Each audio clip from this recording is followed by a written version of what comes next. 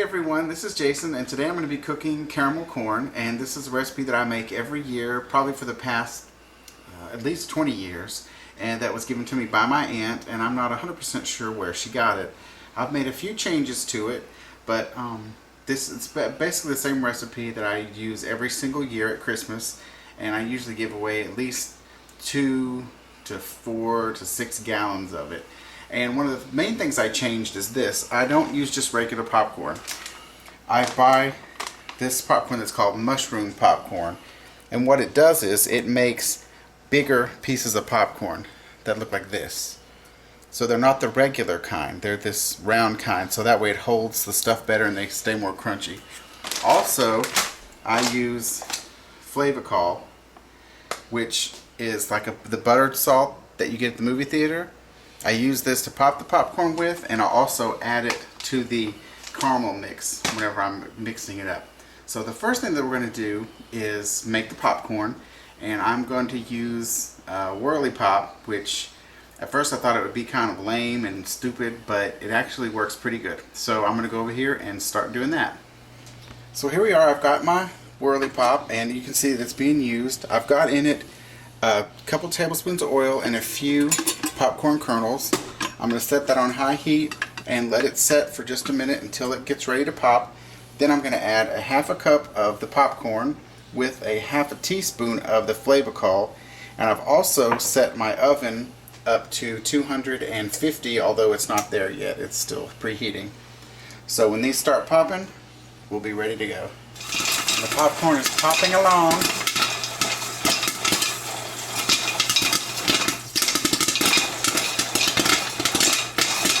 You gotta keep twisting this thing and keep the popcorn from getting burnt.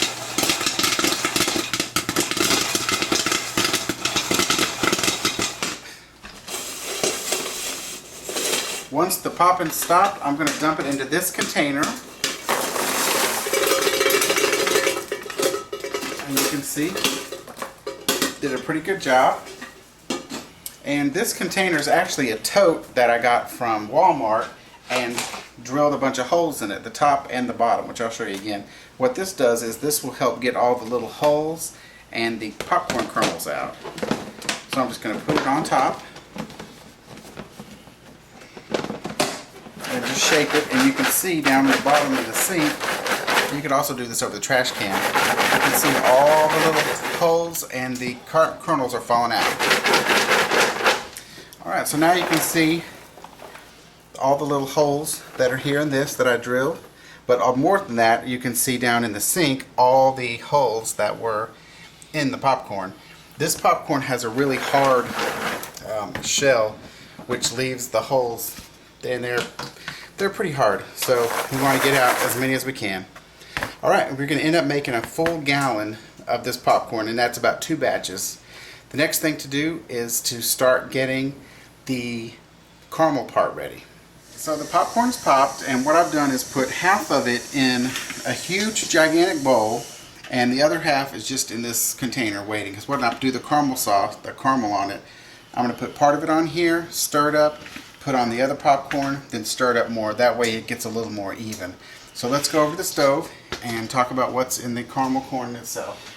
To make the caramel, the first thing I'm going to do is put 2 sticks of butter and 1 cup of corn syrup, and then that 1/2 of a teaspoon of Flavacol is also in here, and you'll see it's going to look kind of orange.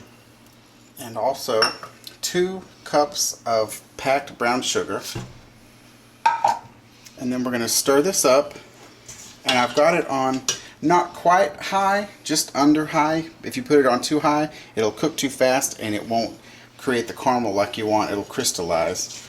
So I'm just going to stir this together, and then as soon as it comes to a boil, I'm going to let it boil for 5 minutes. Now all my butter's melted and it's getting close to boiling. I'm just making sure that all the butter's incorporated. And then once this starts boiling, we're going to use, during that time, we're going to go ahead and get the rest of our stuff ready. And you probably want to get it ready beforehand, before this starts boiling, because you have only 5 minutes. This is what it looks like when it starts boiling. That's when I start my timer for 5 minutes. And it's going to keep boiling, and in just a minute you're going to see it get a little bit higher. So I'm going to go ahead and set up the rest of our stuff.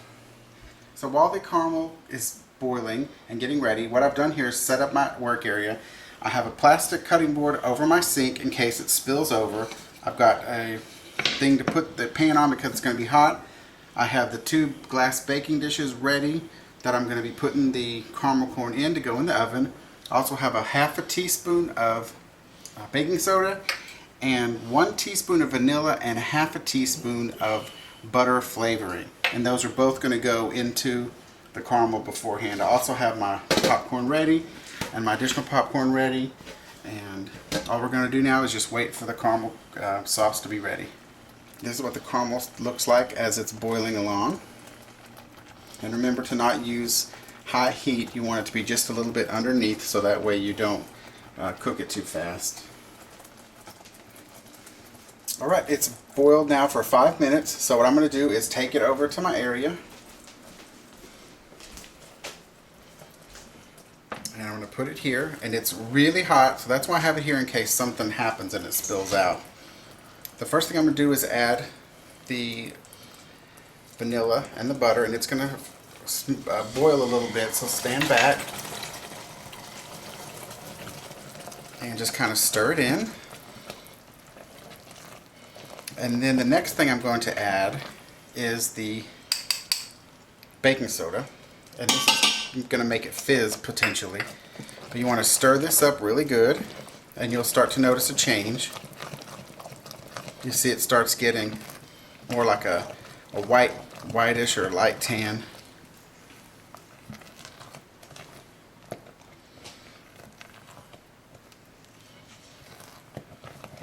Alright, and once you get it stirred in, and you see it's still kind of bubbling, that's when we're going to move it over to get our popcorn here. So I'm going to put this over here, and you can see it's kind of foaming up. See it getting further up? And if you're using just a regular pan, you won't need a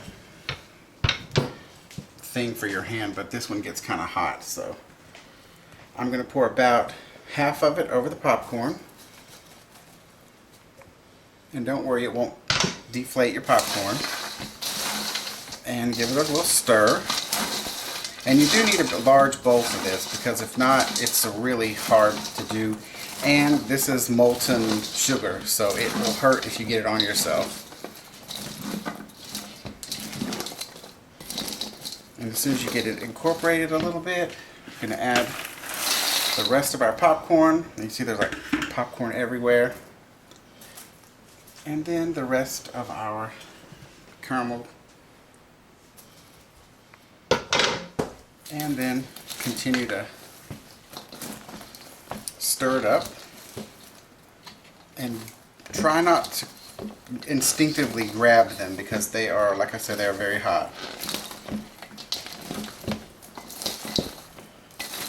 And you want to get it stirred up as much as you can to get all the little pieces as coated as much as you can.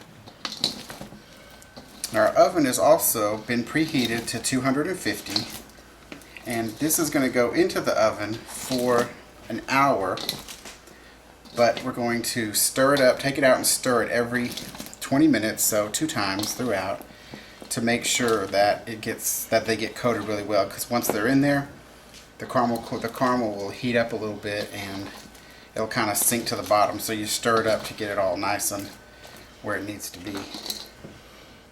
Okay, I'm going to set this over here. I'm going to set it over here, and I'm going to take my first container,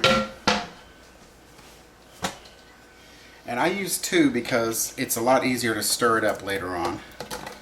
I'm going to put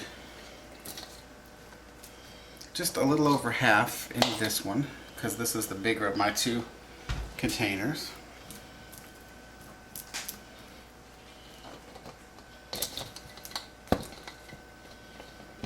And it doesn't have to be perfect or anything, just in there. And I'm going to put this in the oven. I'll be right back. And you kind of have to work quick, because it will start to harden on you. So once that's in there,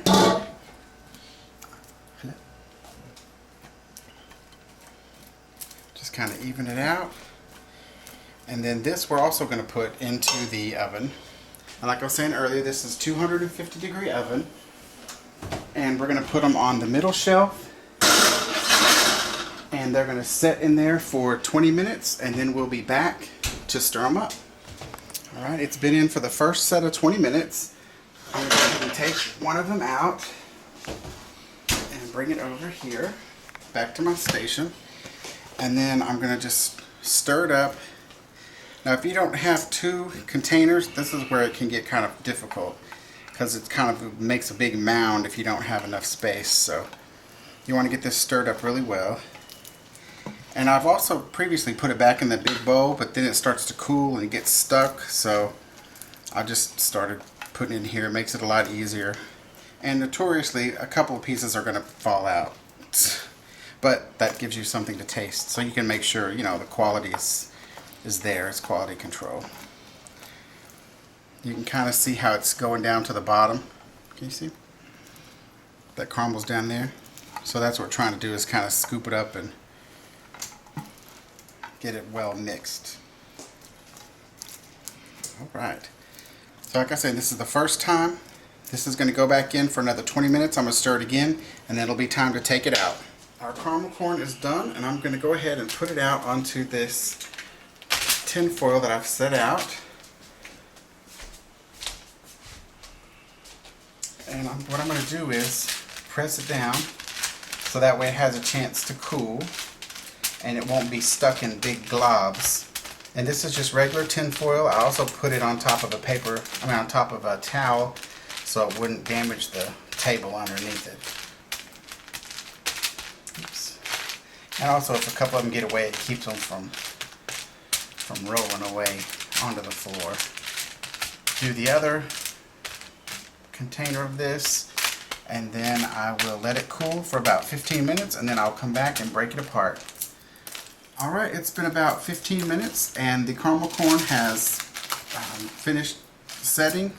All you have to do is just break it up into little pieces and store it in about a 2-gallon Ziploc bag, or you can use smaller bags or whatever. It'll stay fresh for about a week or two if you don't open it. If it does get stale, you can put it back into a 250 degree oven for about maybe 10 minutes or so, and then let it dry again, and it'll be almost like new. So that's pretty much it.